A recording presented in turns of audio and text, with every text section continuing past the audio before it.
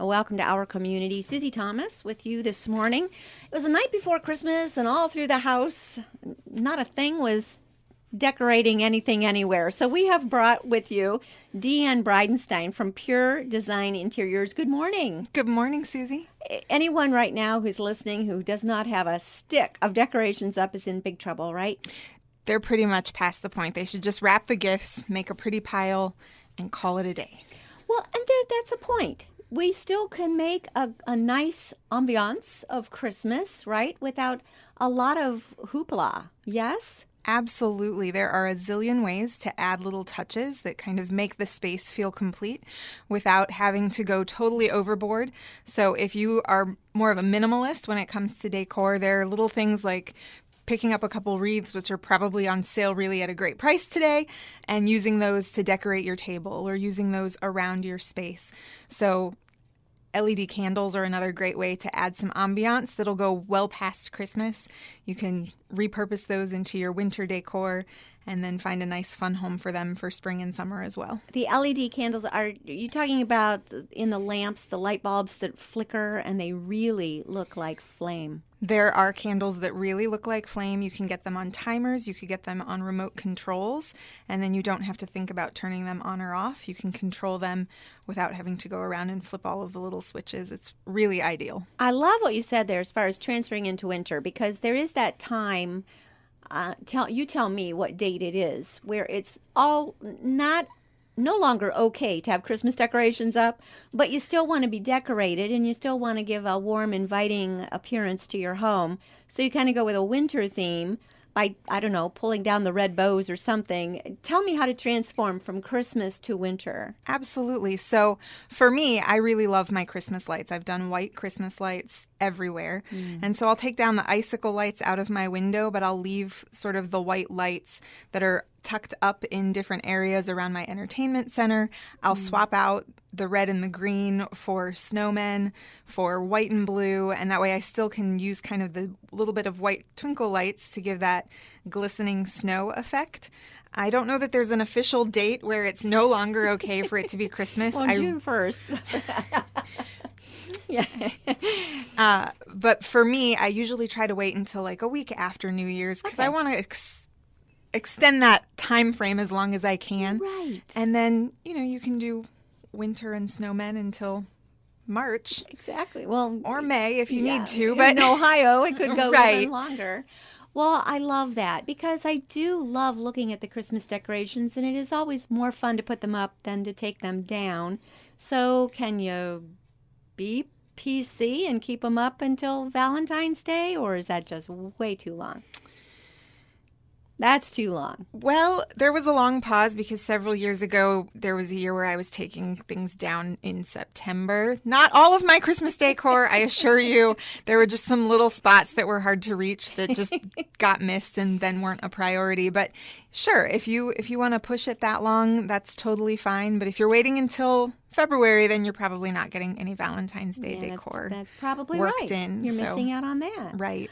So what are these things we can do yet within the next 24 hours before tomorrow to add little touches? You mentioned wreaths on the table as some kind of a nice little candle piece. Or So kind of thing? one really simple thing you can do is to pick up the wreaths that are plastic rings on the back as opposed to the metal rings.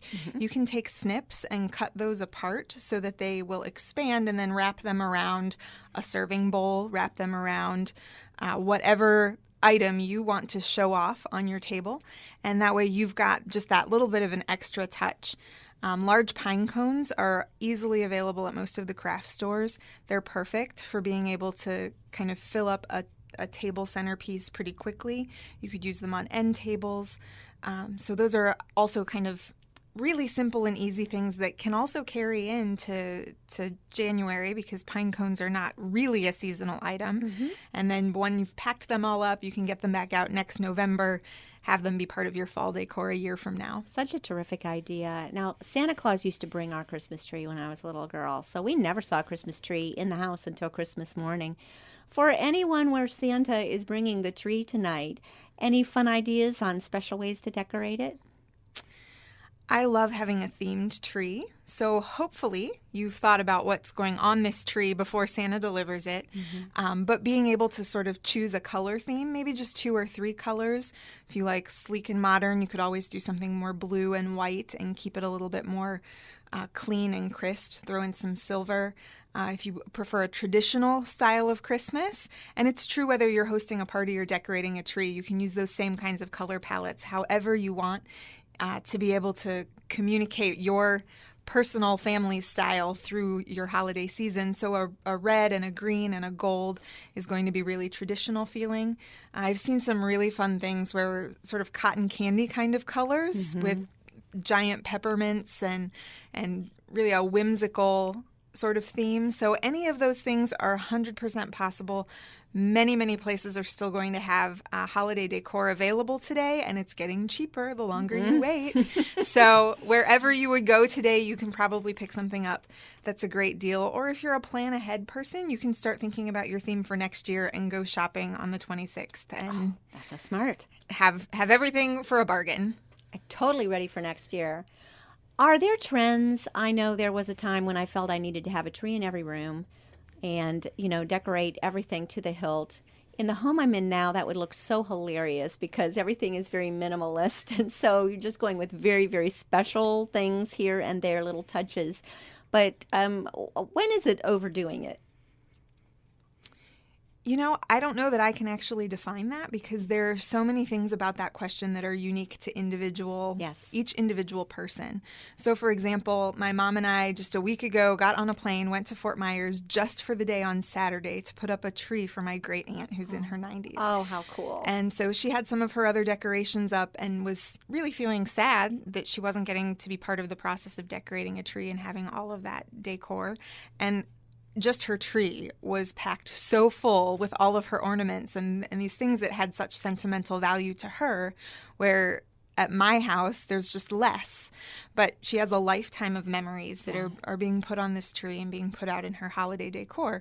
And her space supports that, where what you're saying about yours suggests that, oh gosh, if you can't walk through it, right. It might be a problem. That's so right. just kind of evaluate. It's different even if you were in the same house next year, depending on where your life cycle is at.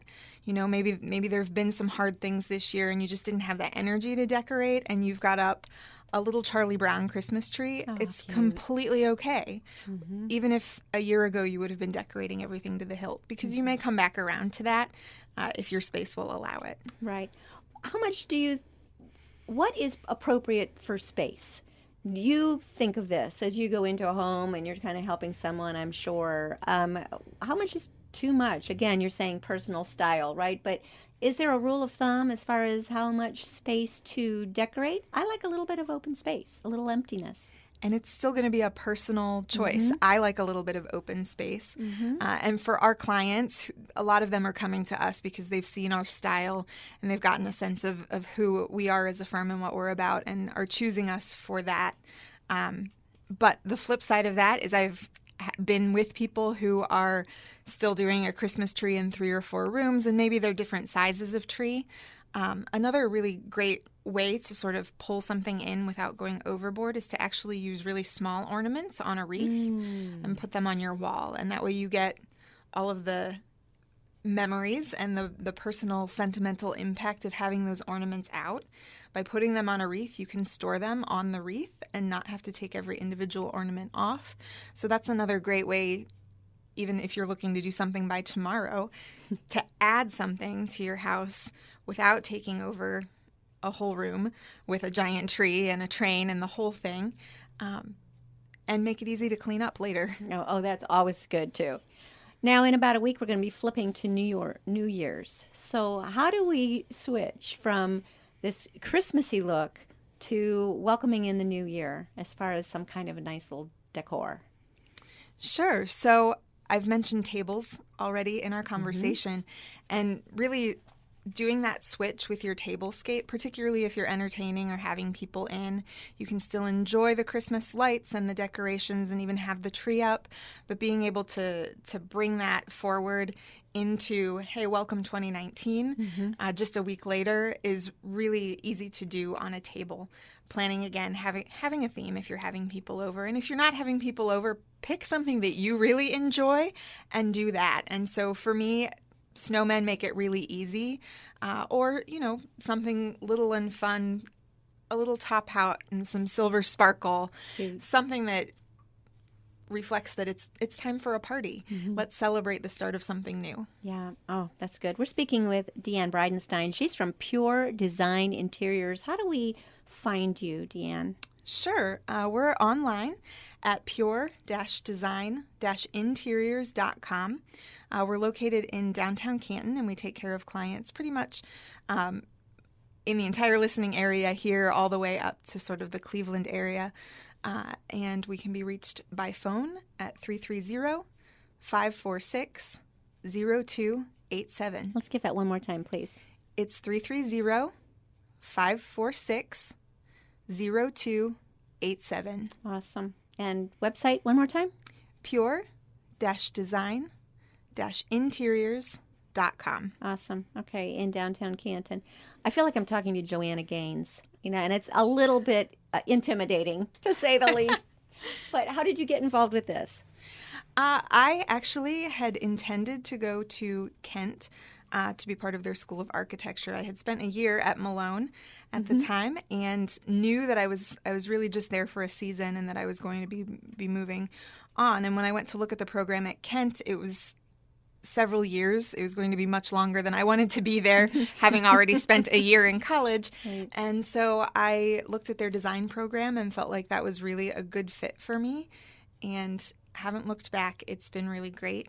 I worked for an architect for several years and then am now out on my own and have a team with me, and we really every day get to do things that we love. It's never the same thing twice. There's just something about helping someone create a home and a space, isn't there? What is it? That's got to be such satisfying work. We're actually Pure Design Interiors because I know that whatever things that we are cultivating in our inner lives, we're producing outside of us. So if what I'm cultivating in my mind and in my life is focused on things that are pure and noble and lovely, then that's what is going to be expressed around me. And any person knows when they come in to a space if it feels like peace. So there are people who have a real desire for that and just aren't able to kind of pull that together. So it's sort of taking it from collecting a bunch of decor and having things as opposed to knowing how to put it all together and having a look. So that's really what we get to do, is take people from having decorations to having a look that's more cohesive. And so... Oh, I love that. Different than just decorations. And I'm going to make this very personal here. We just downsized. So it's a point where you go through all the stuff that you have accumulated over, in our case, 38 years, and moving from a house-sized house to 800 square feet. And I love the expression on your face. So imagine how much you have to get rid of. And when you're going through something like that, you really are starting from scratch. It's like, okay, what's going to work here? Is there a rule of thumb of sizing up, taking inventory, and looking at your space? And I'm sure a lot of this has to do with an individual as well. What works here? How do you do that? So it's easy to start with things like, okay, is it broken? Is it damaged? Have I kept this because it has a sentimental value, but maybe it doesn't really fit my life? Or it had a sentimental value and it now provokes memories that are sad, or it's taking up space that if this space were freed up, I could move forward in my physical room. I could move forward emotionally. I could do any of these things. So sort of start by evaluating that way. Which of these items can I just throw away? Which of these items, maybe they're not where I'm at currently. They're out of style. They're not my preference anymore. And we can donate those items and somebody else can love them. And then last is sort of sifting through which are things that I'm holding on to for that sort of sentimental piece. And maybe I could take a photo of this item and I don't have to keep the item because the memory isn't really in the item. The memory is mine, and I just need a reminder of it. And sort of sifting through that way. So coming from a regular-sized house, as you said, to 800 square feet is a lot. It's a lot to work through and a lot to process. And so I applaud you, because that would not have been an easy task. It feels good now, but it is not for the faint of heart. That was a hard job, but it feels great now to be minimalistic. And really, we feel like we're on vacation all the time. We feel like we're in a little vacation house. But you sure don't want to cover up every square inch of walls with something. And you also notice that where maybe in our other house was more farmhouse and more a lot of colonial and early American things from my parents look ridiculous in the house right now. Colonial, early American, no. Some antiques, yes. And you can mix some antiques with some modern, and it doesn't look bad. Right. But for some reason, that colonial early American eagle on something, it was amazing to me how if I just took that off and put on different hardware or a cute little wooden knob or something like that, gave something a completely different look. Just tell me if I'm off base there. Take it from there and run with it. Yeah. Am I making sense? I actually love what you just mentioned about mixing in antiques, because as a team, my staff loves to be able to do that with people. So there is a huge range of things that qualify as antiques. At this point, the 70s qualifies as antique items. How depressing. I'm sorry. But, But it does. there's this huge range of things that are available. And if you are able to sort of creatively blend whatever your current style is and to select some of those things, whether they're legacy items from people in your family or things that you found at an estate sale or an antique shop, there are so many ways to just update them a little bit. Don't be afraid to fall in love with a piece that needs a little bit of work. If it's got water rings on it, but it's a gorgeous piece, it's not that difficult to just sand the top, reseal it. There are a lot of ways to sort of dress those items up. Repaint. Repaint. Oh, we're going to start right there when we come back. Okay. I knew we were going to go way over, but we will be back after these words, visiting with Deanne Breinstein from Pure Design Interiors, listening to our community.